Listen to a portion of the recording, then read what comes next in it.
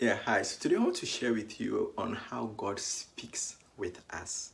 Okay, and as usual, you can find the full video on YouTube or Instagram. Their channel is Heaven First CC. Okay, all right. Now, God speaks to us through our mind in the form of reasoning, and He speaks to us through our hearts in the form of intuition. Okay, so when you look at Hebrews chapter 8, verse 10, it says, God says, I will put my laws in their minds and I will write them upon their hearts.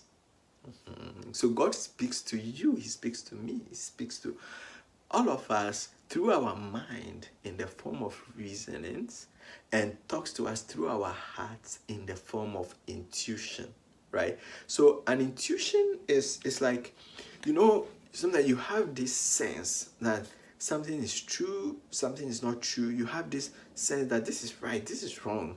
You have this sense that this is it, this is not it, right?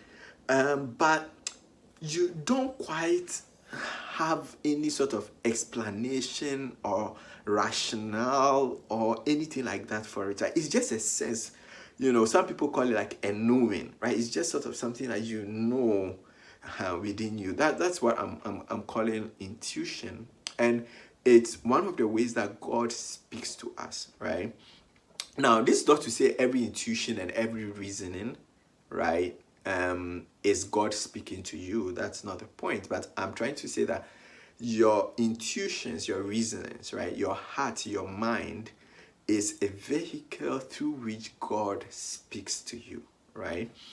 And when you let's talk about reason for a little bit, because one of the things that really makes me sad is how so many Christians have been taught to throw away their reasoning or thinking or analysis when it comes to the things of God.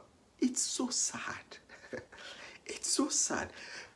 Because, listen, your mind, your thinking, your critical analysis is not an impediment to your relationship with God.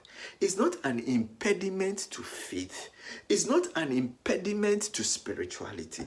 On the contrary, your reason is given to you so that you can actually relate with God and so that you can actually have faith.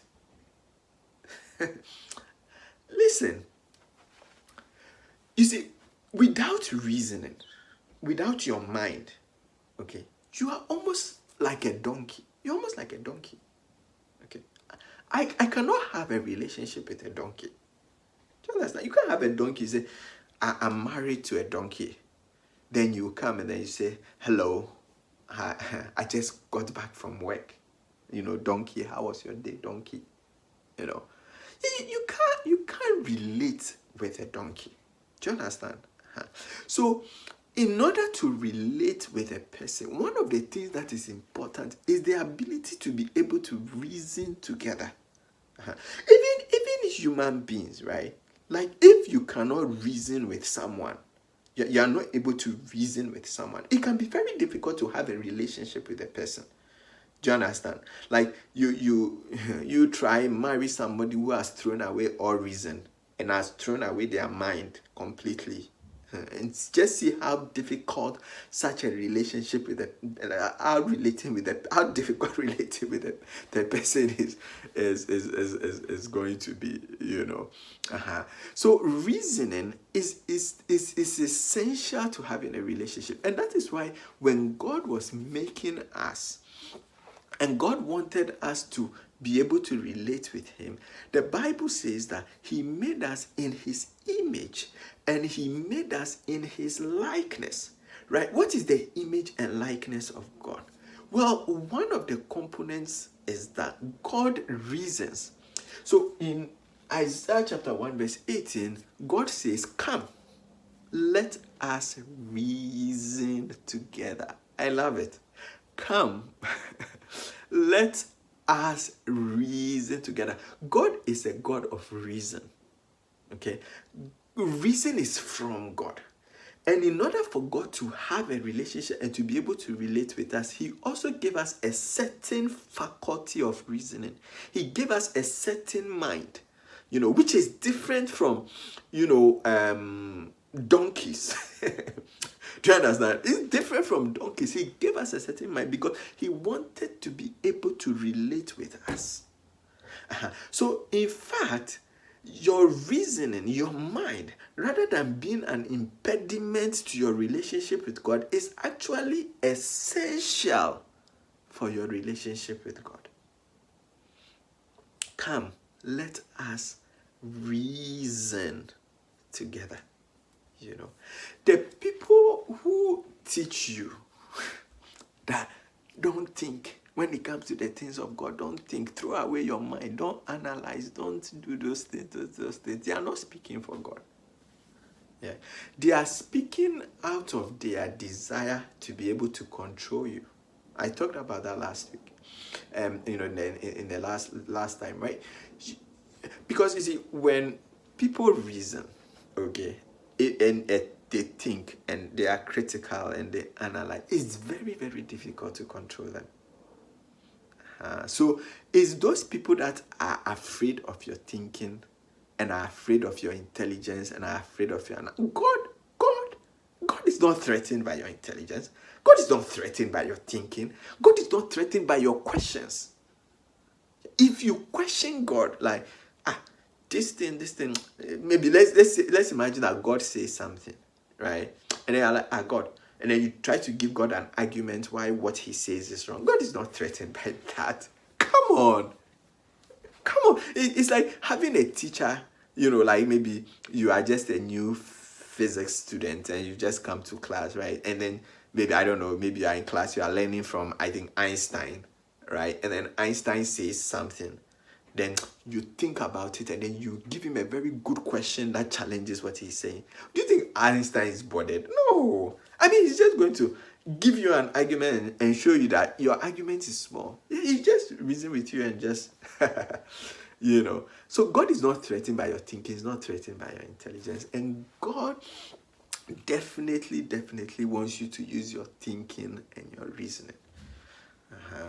And religious leaders who are not so concerned about controlling people, right? They encourage them to think and to reason and to question and to analyze. They don't mind. Yeah. John Wesley, founder of Methodism, he said, it is a principle with us that to renounce reason is to renounce religion. That reason and religion go hand in hand, and that all irrational religion is false religion. Yeah.